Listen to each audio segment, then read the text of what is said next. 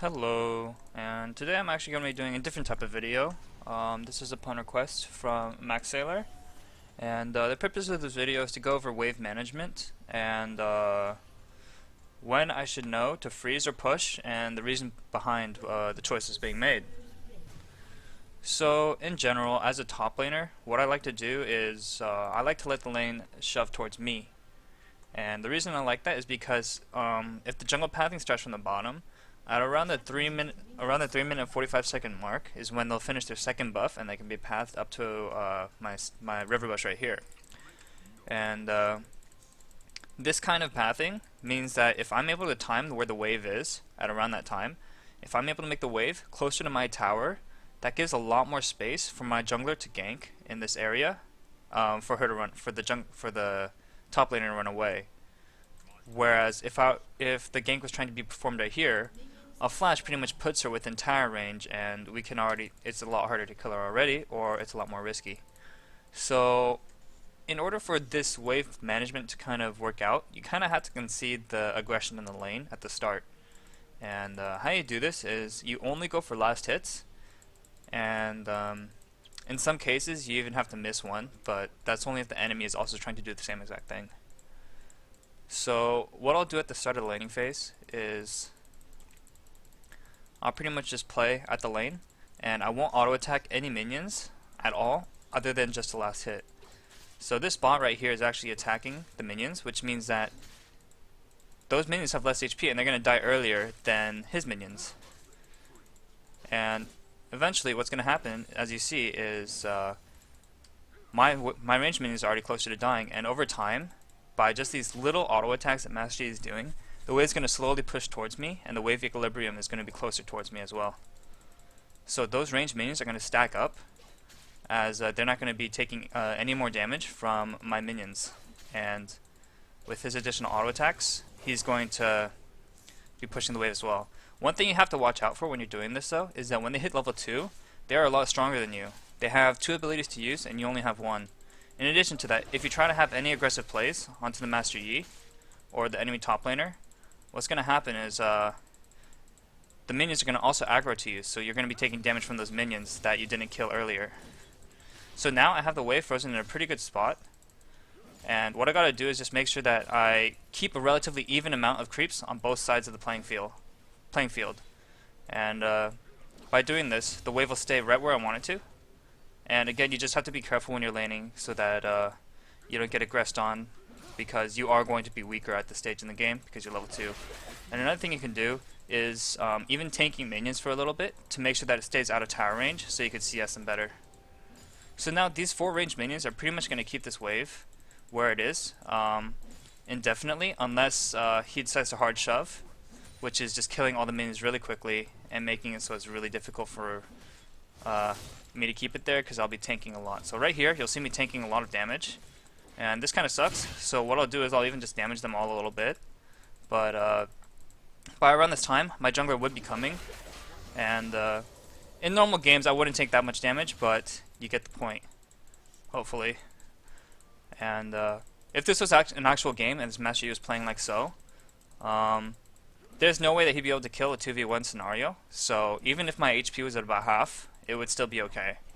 If it was other champions that could still all in me, you just have to play it safer and make sure to use your flash to get out. But essentially, 2v1, your jungler's going to win with you by his side. So as long as you're playing properly and making sure that he can gank, then you'll be just fine. So this kind of concept also applies to the other lanes, but it's much more difficult to manage it as you want it in the mid lane, because there's a lot less room to work with. So when you're tanking, what you want to do is actually I could just teleport down here. So right now, because something to keep in mind, because my ranged minions outnumber hers so much by so many, it's going to slowly push towards her. So what I'm going to do in this scenario to make sure that the wave doesn't end up under her tower is, what you can do is you can just hard shove it, and that's just to clear the minions as fast as you can. Make sure to ward both your sides or your flanks, but what I like to do is I actually like to have 2 wards on the same side. Now, as weird as that sounds, it actually makes it so that you can see the entire upper part of the map, and then if your jungler's decent, he'll be placing a ward right there, or right there, or you could ask him to, and that'll give you pretty much complete vision of the top side. And then what I'm going to do is I'm just going to keep playing the top side so that I'm not in danger, because the only place I don't have vision from is the bottom side of the map. So if I'm on the top side, it just makes for a really easy escape route, and it's really discouraging to the enemy jungler. So what I did there was I hard shoved it into his tower, and that was an attempt to reset the lane, to put it back in the center.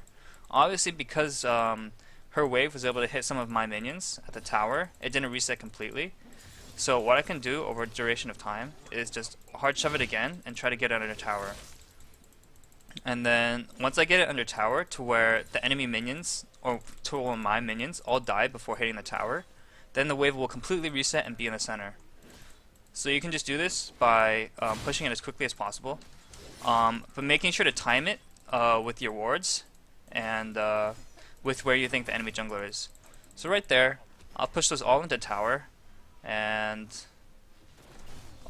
in this case, they're actually not going to reset completely, but that's just kind of what you want to do. And then sometimes you just use that as a back timer to go back, buy your items, and avoid dying.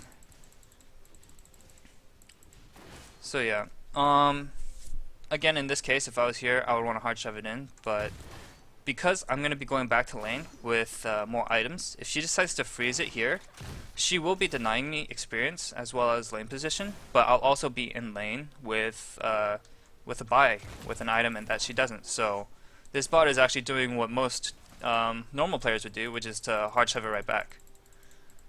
And in this case, you can abuse your item advantage and just go ahead and kill her, because she has only Doran's. I don't know why she has those items. And then you get money. In the bottom lane, the idea is the same.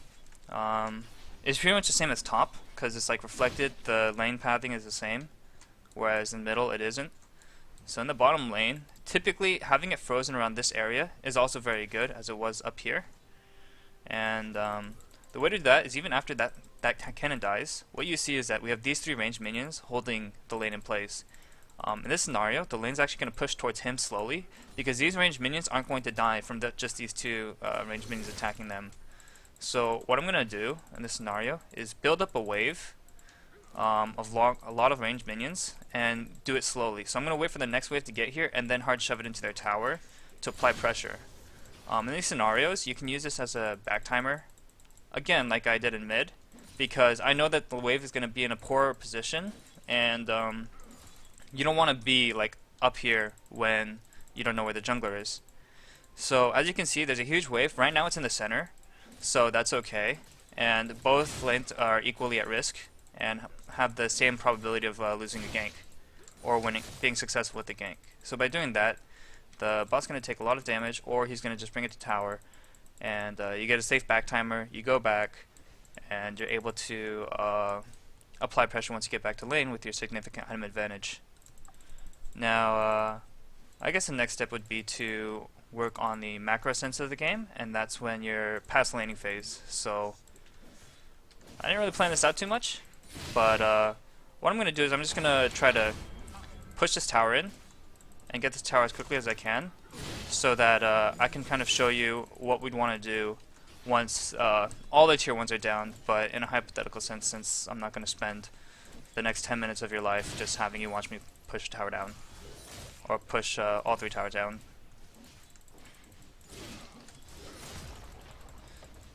But generally what you want to do, if you do get the advantage in lane, is getting those towers down helps everyone on your team, including yourself, and you're allowed to move all of your wards on the map a little bit further up. So normally when the tier 1 is up and you're susceptible to ganks from anywhere in the river, you want to have wards in the river, but once you've taken the first tier 1, what you can do is you can now pink ward this area or ward this area, and it makes it so you have better control of the map in general, including the dragon pit. So that's why you see in a lot of times in LCS, pros just push down towers really quickly, and then they apply pressure on other parts of the map.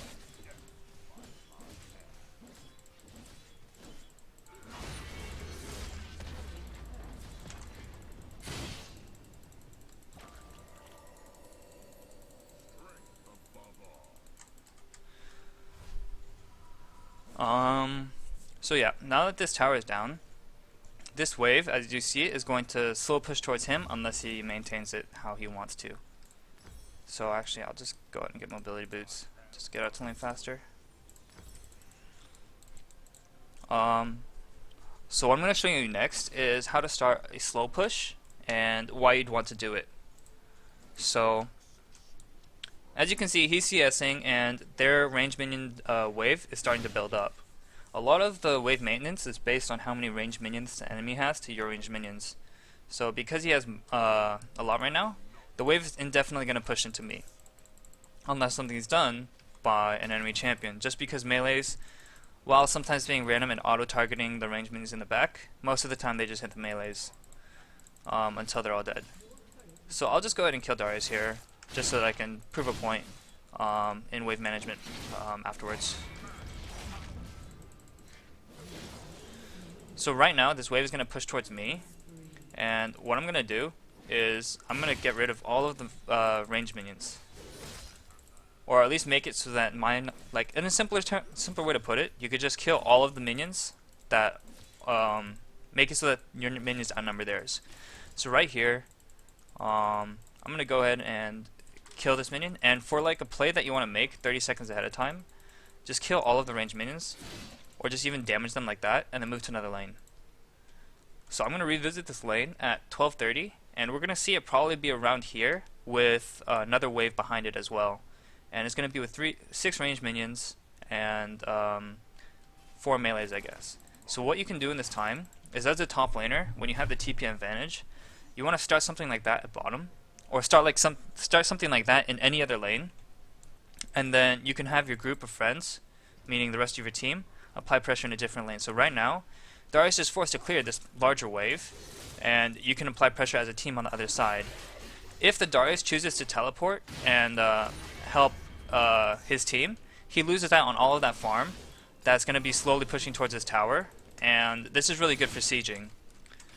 So because obviously bots, I can't control them, what would happen over time is that a large wave would accumulate in this area and push into their tier 2 tower, and it would take about another minute and a half to get to the tower. And so what you want your team to do with you is, if you know that their Darius doesn't have TP, then you want to just siege. You want to just stand here at top and just wait outside of the tower range, hopefully forcing a 5v5 or a 4v5, because you can, I guess. The idea is that you're creating pressure on 2 sides of the map, and by doing this, you can effectively get a lot of damage onto either this tier 2 tower or this tier 1. If the enemy team wants to, they could just concede this tower, but that's a free tower for you, and that's great on its own.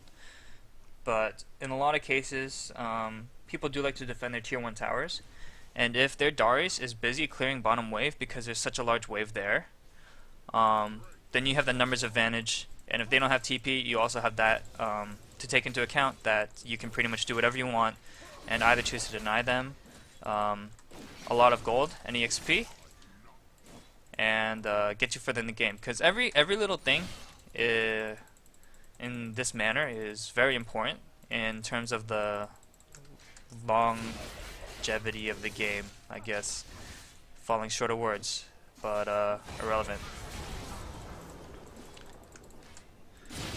And I think an item that's really good at just kind of showing the entire idea of pushing is either a Banner of Command or the ZZ Rot Portal. So both of these items are pretty much solely focused on applying pressure in a lane. Whether it be for sieging or for applying pressure in a lane on the opposite side of the map as your team. This kind of shows you entirely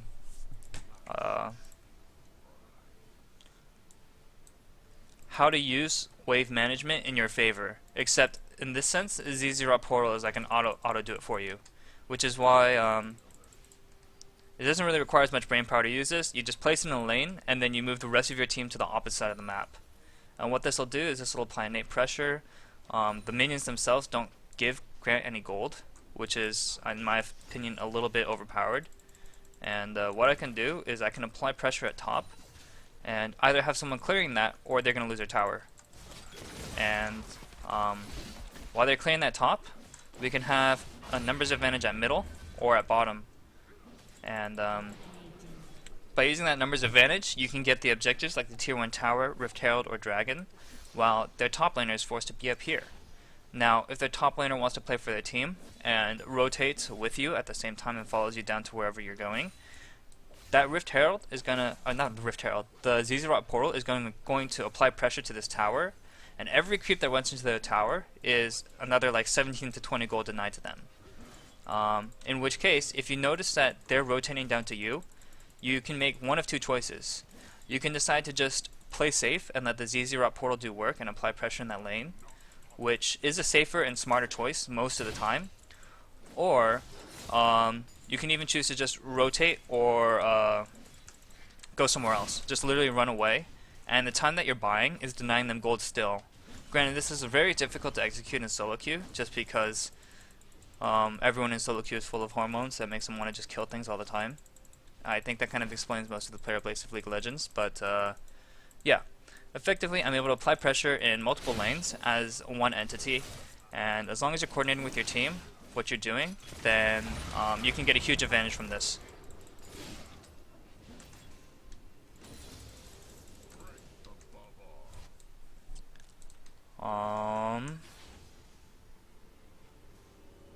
Yeah. So at this point, I guess I'll just go over when we want to freeze, when we want to push, and why. I've gone over why we would want to start slow pushes in other lanes, and why you can use that to apply pressure in multiple parts of the map. But in terms of when to freeze, that is a very debated question, I guess. Like, some people don't know when to freeze, and sometimes it can also put your team very far behind. If I was this Darius right here, I would want, if you're losing, freezing is very dangerous, because it means that you're effectively giving up entire pressure on the entire map. You're making it a 4 against 5 while you freeze at your tower. What you'll see a lot in solo queue is if someone loses their tower early, let's say they win like 0-4 in lane, we'll say a Vayne goes 0-4 in lane with a Janna, and the wave is about right here, and there's an even amount of creeps on both sides. This Vayne is going to want to farm most of the time. Now, what you can do is you can just freeze the lane, keep it here, only focus on last hitting, and the wave will very, very, very slowly push towards the enemy team just because you're last hitting, but you're going to be securing a lot of farm. This is very dangerous against any team that knows what they're doing, because if the Vayne is freezing this lane, you can pretty much get all of the other tier 1s for free. Granted that Vayne is getting farm on her own, you're also getting a lot more global gold for your team, and that's okay, that's a fair trade-off. Just for one person free farming, for you essentially gaining a lot of map control. Now, in this scenario, freezing is very dangerous, because you're conceding the map essentially, and what that allows for the enemy team to do is to place wards in your jungle, to make picks in your jungle, to essentially control the rest of the map, and then obtain objectives. So that's when a freeze is dangerous. Freezes are typically most effective when there are no objectives to be gained. So once all the tier 1 towers are gone and both Rift Herald and Dragon are down, if I were to be in this top lane and none of the buffs were available and we had good vision, you could freeze it right here and try to just deny them as much as you could during that period of time. Freezing, so the general idea of when to freeze is when there's nothing to be gained from the enemy for having it be a 4 vs 5 overall on the map. One mentality not to get stuck into is to always try to freeze when you're behind, because sometimes what can be better is if you're individually behind, what you should do is look for a numbers advantage. And you can do that by starting a slow push, or even just hard shoving your wave and then rotating with your team. Because if this was a scenario, we lost all our tier 1s, or we're going to lose all our tier 1s, and we only have 2 of their tier 2s, I could be up here and I could just try to freeze and just try to increase my own individual farm. But what I could also do is just shove out the wave and then rotate with my team, And if we're able to get a numbers advantage faster than their other solo laner is able to rotate to us, then that can help us get back into the game. And by doing that, we can effectively try to win back part of the map. Once we've killed someone on the enemy team, we can go and reward around these areas, just because all the tier 1s are down on my team, so we're very dangerous walking all the way up here on our own. So placing wards, maybe sometimes in less common spots. I like that spot personally just because of how much vision it grants. And typically if people place their pink wards back here, because it's harder to kill back here than right here, and it also gives more vision of the pit. This ward right here gives a good amount of vision, and can't be seen by pink wards if they're placed in that upper area. And then even getting deep wards on Baron like that. That ward's also very good because a lot of people like to put their pink wards in pit, and that makes it so that they can see everything in the pit, but this ward can be actually hidden from it. So you kill someone, you out-rotate, and then you're able to apply pressure, get wards, and pretty much it gives you you're trying to capitalize on their mistakes, being that they have a fewer amount of people at the fight. Now this doesn't always work because if the enemy laner that's split pushing has their teleport up, it may still end up being a 5v5, but starting out a fight for 3.5 seconds, being 5 against 4, is a lot better than starting out a fight 5 against 5, and you have to try to use that to your advantage. And if everyone's on the same page, you have a much higher chance at killing the enemy team and getting yourself back into the game.